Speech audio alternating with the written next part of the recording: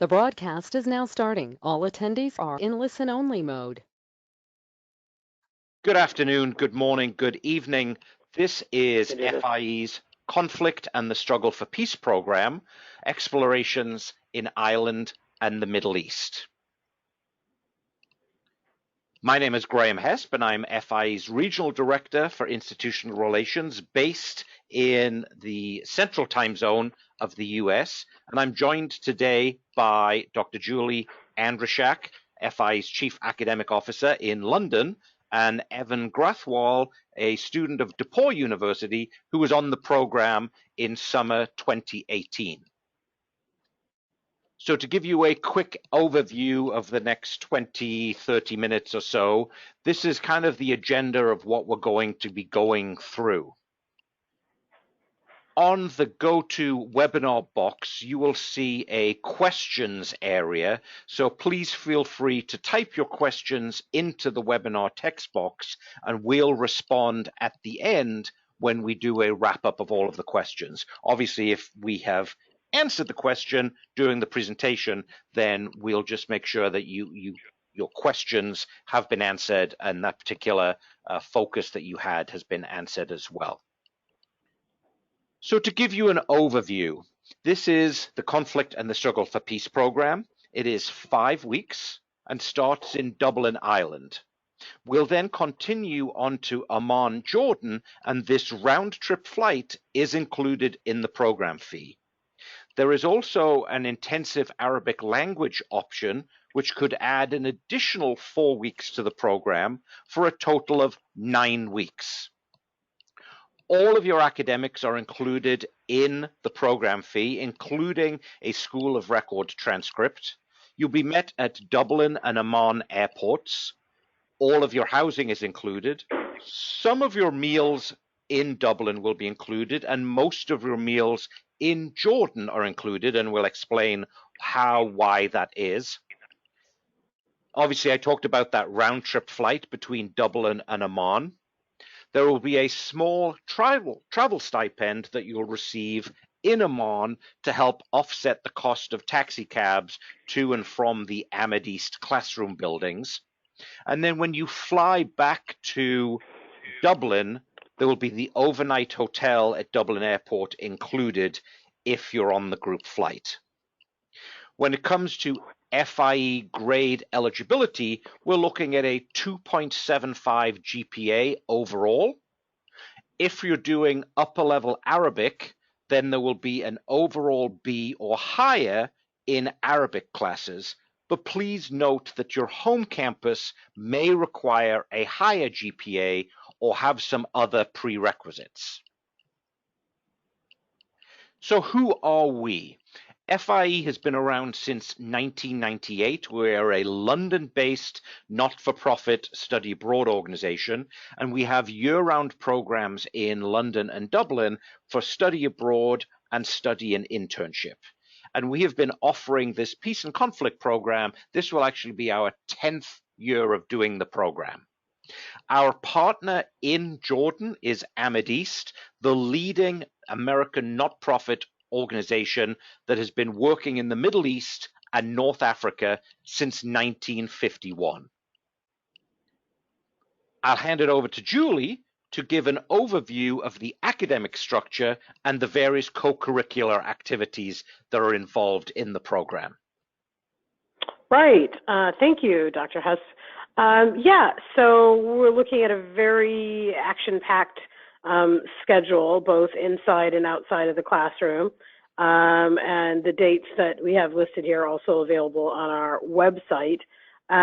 When it comes to what FIE and Amman East value, it really is sort of learning through doing. So there is going to be a lot of activity as well as a lot of guest lectures in the classroom, and it's going to really sort of bring alive the foundations of peace and conflict in these different regions. I would point out sort of the various dates here. As Grahaeme already said, there is a connection that you're doing in Dublin, whether you're doing just the peace and conflict or also the Arabic extension.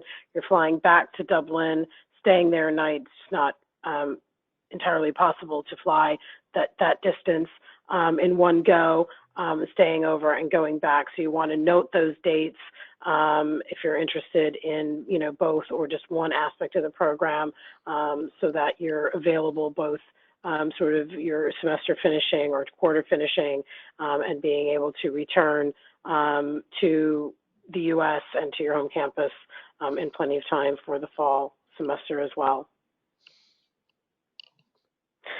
When it comes to academics, it's a very robust and in-depth program. It's generally speaking a fairly small group, big enough to have lots of different variety of people, diversity of people, different backgrounds, but small enough that you're getting a really good experience directly with the faculty, as well as all sort of the guest speakers and guides that you're going to have throughout the experience. And as Grahaeme said, that's in Dublin, in Northern Ireland, and in Amman, Jordan. And in particular, the faculty that are leading the program, Paul Arthur, Professor Paul Arthur, on the European side, is a professor emeritus at Ulster University, and is someone who I think students, hands down will say was one of the most impressive parts of the program, because he was actively and intimately involved in the peace process, as well as being a scholar around those issues. In Amman, Jordan, Omar Rifai is equally connected to the peace processes that have been undertaken in the Middle East, particularly with regard to the Israeli-Palestinian conflict. And he is someone who has been a diplomat, has led think tanks, and again, is someone that is really indispensable to the program, tying it all together. And those two faculty are very, very well connected with each other in terms of how the program is delivered, the information, making sure that the two components align and there's a successful transition.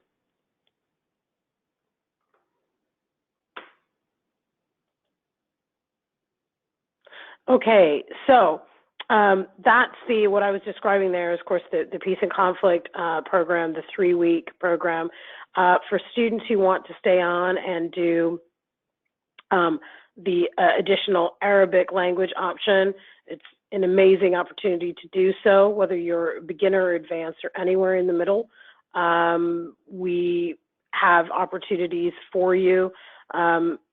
You've done any language study at all, if you're not in the milieu, if you're not in the country learning it, it's much more difficult. Here you are already in Jordan, so why not stay on and do the Arabic option?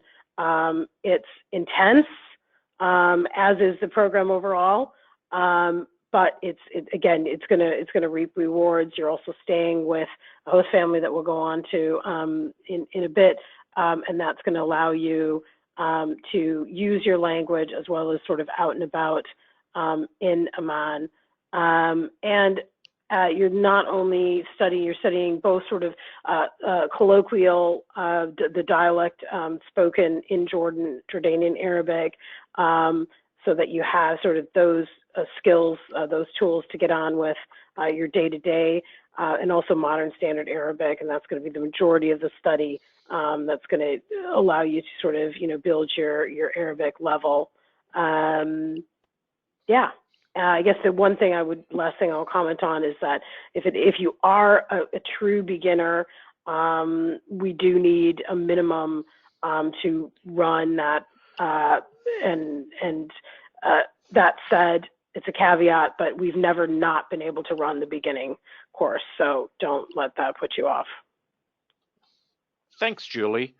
So, Excursions, co-curricular experiences, and study tours are included in that program fee.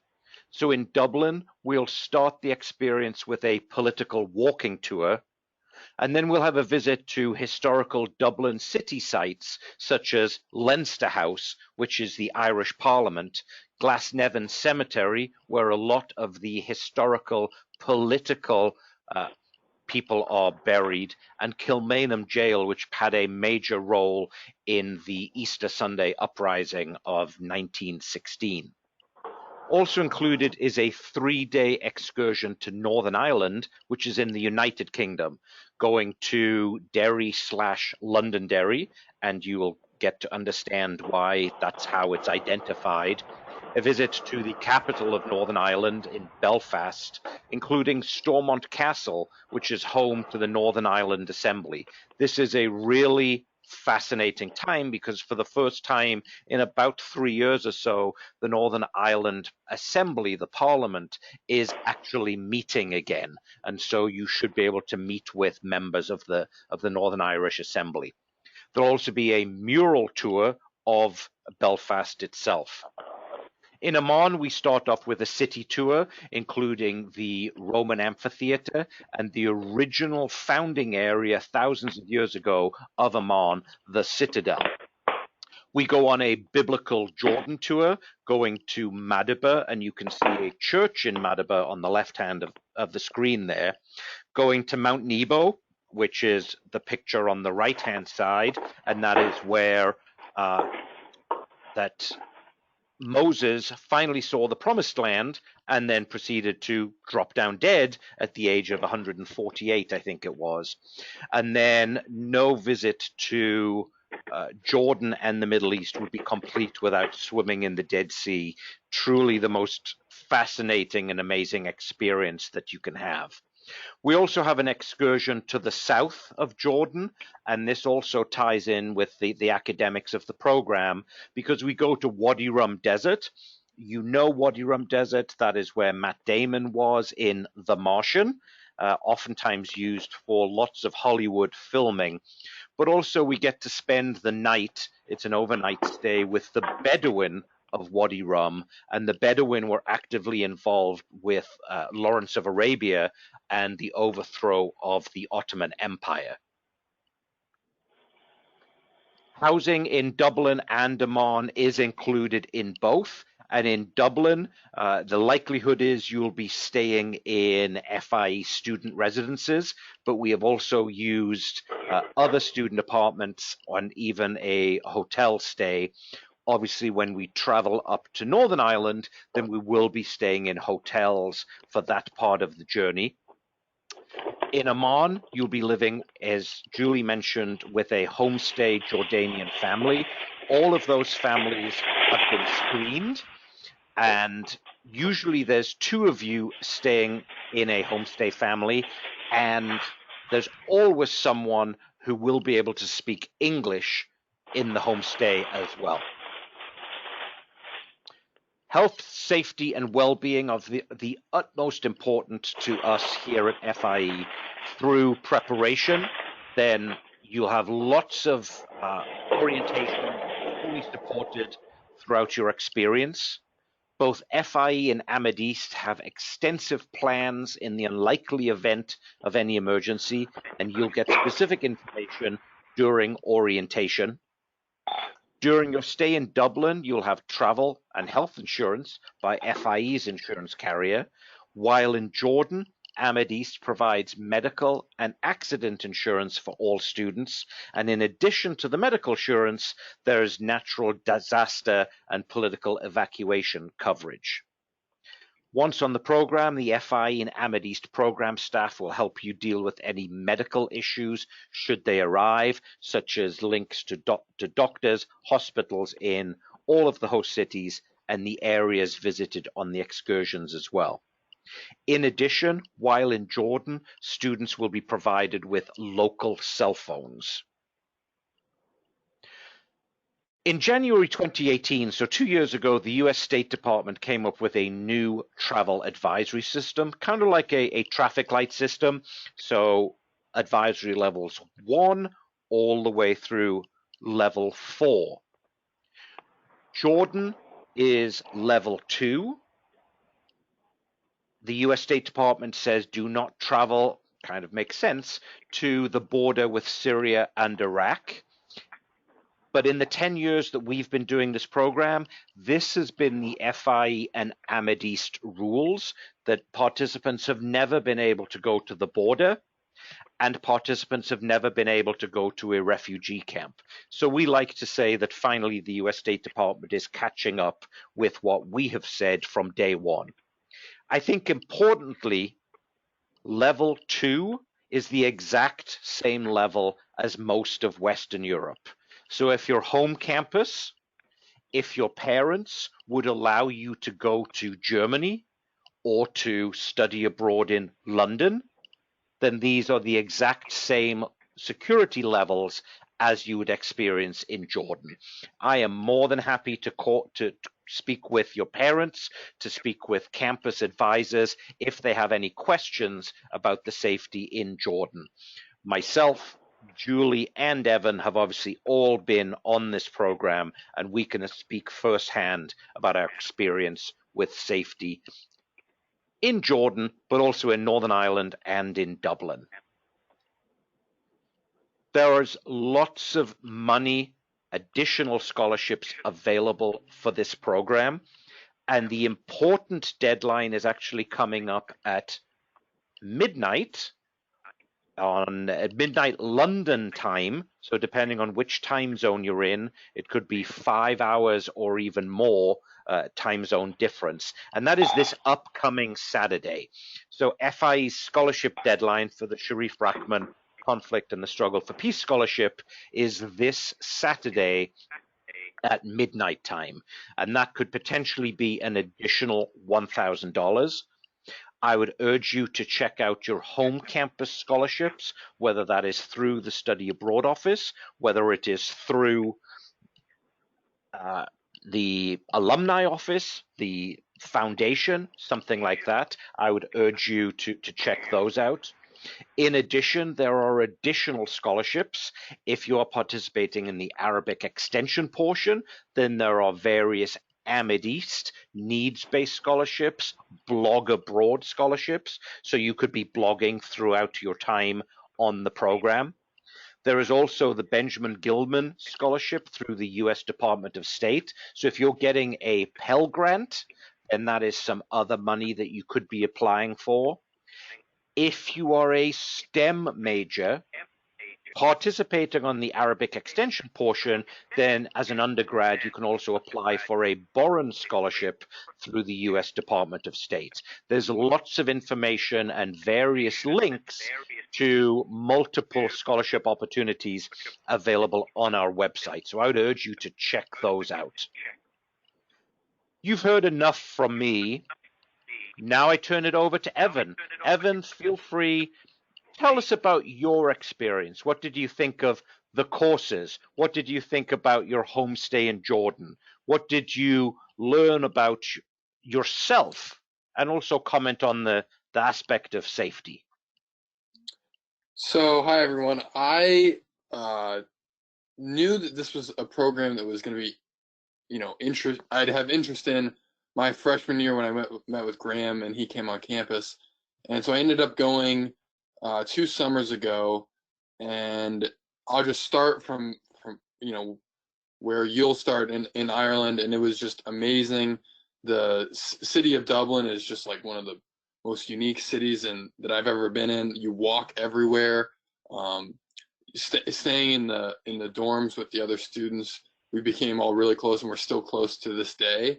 And then I think the best part about the whole Ireland experience was going into Northern Ireland and seeing the things that we had just had a very fast crash course in for a week, but then we saw them in action when we went to Northern Ireland, and I remember, the tension that we had learned about was still very palpable when we were actually there. And then so that was great. And then we went to Jordan. What I was really going on the trip for was the Arabic experience, and Dr. Omar Rafai is amazing, and he gives you every, if you may not know much about the Middle East or the culture or anything, but through the orientation and what Dr. Omar Rafai says, I mean, you get caught up to speed very quickly. And then the excursions that you go on, the photo on the right in the Wadi Rum Desert, that's like, it's hard to believe, but that's like a real photo that one of us took. And that's right in the desert, at midnight watching the stars above us. And it was just an amazing experience. The homestay is something that only recently have I gained a greater appreciation for. I was actually in Egypt with a DePauw University program just this past January, and we were staying at the American University of Cairo. And I told people that, this is really, it doesn't even feel like we're in Egypt right now or in the Arab world, but with the homestay in Jordan, it's a completely different experience that you may not fully appreciate until you come back or you have a different experience in the Middle East. And then with safety, it's like what Grahaeme said, it's really not a concern. I wasn't concerned going over there, and I'm still not concerned now to go back. Every taxi we got into, they'd say where you're from, and you'd say you're from America, and they say, oh, you're welcome, or you are welcome here, something to that nature. And it was just a great experience, and I wouldn't trade it for the world. Anything else you want me to comment on, Grahaeme? No, I think that's really good. There are a couple of questions that have popped up as well, so we'll cover those in a second. But just to move on for right now, it's that question time. So we have one question that says, are we going to be free on the weekends or most excursions during the weekdays? I think it's important to be very honest and upfront that this is an extremely rigorous, intense program. The other thing to point out, of course, is the definition of the weekend. So Saturday, Sunday in the island part of the program, and then of course it moves to Friday, Saturday when we go to Jordan. But I think it really depends on what the schedule is. So it could be possible for excursions to be at any time. There's really no time in the entire 5 weeks for any self excursions. Evan, I don't know if I know you traveled after the program, but I don't know if you want to talk about sort of what you did with your cohort of fellow students at the nights, at the weekends. So I remember, in Ireland, it's pretty booked. There was one day that we had free, and I think one student used it to go to the Cliffs of Moher on the west side of the country. But we had one day in Ireland, and then in Jordan, I did the extended Arabic, and for the 7 weeks or however long I was total in Arabic or in Jordan, I had really a weekend and a half that I had free. And I used that weekend. My best friend was doing an internship in Tel Aviv. So I traveled to Tel Aviv, spent a day with him, and then traveled back the next day. So it was jam-packed. That was the one free 2 days that I had. And that was during the extended Arabic. So I don't know. I can't remember if we had any free weekends during just the normal peace and conflict portion. But yeah, the weekends are generally filled with excursions. At least one of the days are. Some of the excursions are just one day. So you might have the Saturday free or the Friday free in Jordan, but not the other one. And a question for you, Julie. Can I choose my roommate in Dublin and Jordan? Right. Yeah, good question. So once you're admitted to the program, then you'll be providing sort of additional information to us so that we can make sure you're well supported, and you will be asked if you have a preference for a roommate. and you can make that preference, and we'll do our best to fulfill it. It's entirely likely you're not going to know anyone going into the program, therefore you won't be able to request someone. So a match will be made both in Dublin and Amman, based on information again that we ask you in terms of whether you're an early riser, whether you're tidy, or these type of things, and the match that we'll make will be to the best of our ability. I think you have to be really flexible and open-minded, as you do when you study abroad, and it is something that you provide us the information, and we go ahead and make those arrangements. And certainly in Amman, with a homestay, there is a lot of work that goes into finding the right families who can provide the accommodation that we need for students, and it can't be changed sort of at the last minute. So I think you have to take into account, yes, we ask your preferences, but we don't sort of halfway through the program, we can't say, oh, okay, well, now you sort of have, formed a good friendship with so-and-so and you want to live with them in Jordan. It's just not possible. And again, it's a relatively short amount of time. It's intense, but it's a short amount of time. And, you just have to be accommodating and flexible and open to sort of the experience of living with different people. But if you do have requests up front, we will do our best to accommodate those. And I think the important thing as well is if you do know someone and you make that request, and this occasionally happens, and then you fall out of being best friends, then we can't change it after the fact. Yeah. So be very careful what you ask for. Yeah, indeed. But we generally really haven't had problems with that. But it is good to be aware of what we're able to do and what we aren't. Yeah. And then a question that I'll refer to Julie, but Evan, maybe this applied to you as well. Maybe I'm just totally making that up. Is the Amethyst blog scholarship available for the peace and conflict portion, or is it only available if you stay on for the Arabic language piece? I don't know if it was available when we started that, if Evan was there. I think we might have to check on that, Grahaeme, and get back to the person who's asking. Yep. I think it needs to be a student who's doing the Arabic as well, but I can't be sure on that. And the not sure what that is, sorry, so. Evan, go ahead. I'm not sure what that is, so I'm not much help. That and the reason that we're pausing about that is because that is actually an Amethyst scholarship, so it is not directly administered through FIE. So we will look into that and get the answer back to you. And then I believe it's one final question that we have here, and I will defer that to Evan as well. I don't speak Arabic. How will I interact with my homestay family?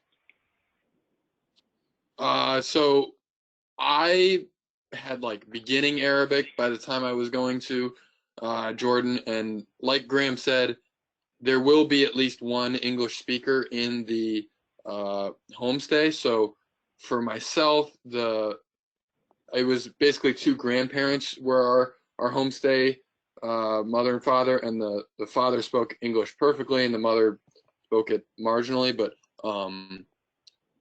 and really the only time when you really run into some translation problems is in taxis, but generally we rode Uber instead of the normal taxis, and you just put in the destination and they follow it.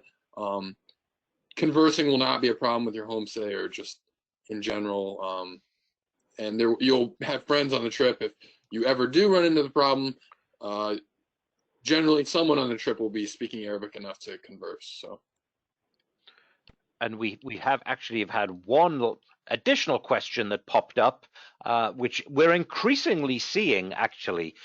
So the easy answer is yes. When it comes to housing in Amman, is it possible to stay with family if I have family there? We have certainly done that before. We did it just this past summer. So reach out to us directly, and then we will obviously work with you one-on-one to make those arrangements, because Amadist on the ground will just want to double check and make sure the commute is not too far and this sort of thing. But we have certainly done that before.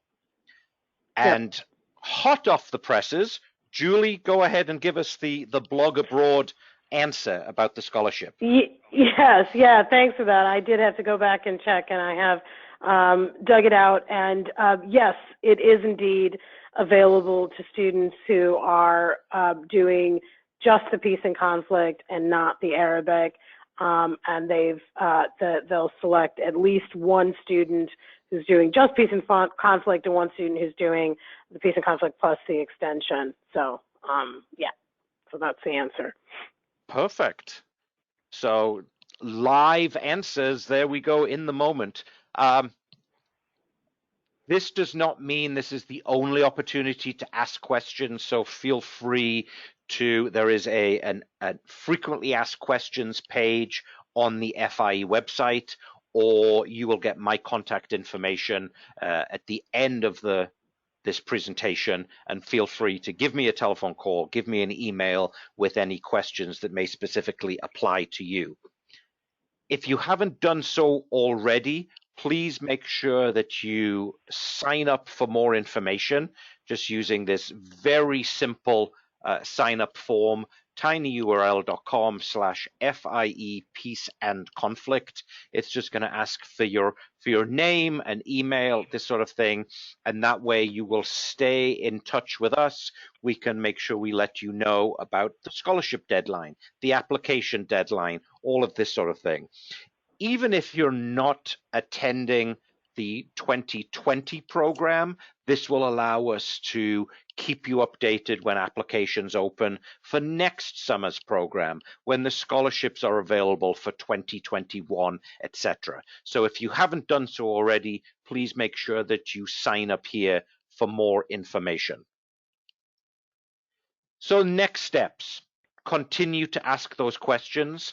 Have conversations with your campus academic advisor. So whether you're in international relations or in Arabic or in finance, as indeed Evan is, talk to your academic advisor, make sure this program is a good fit for you.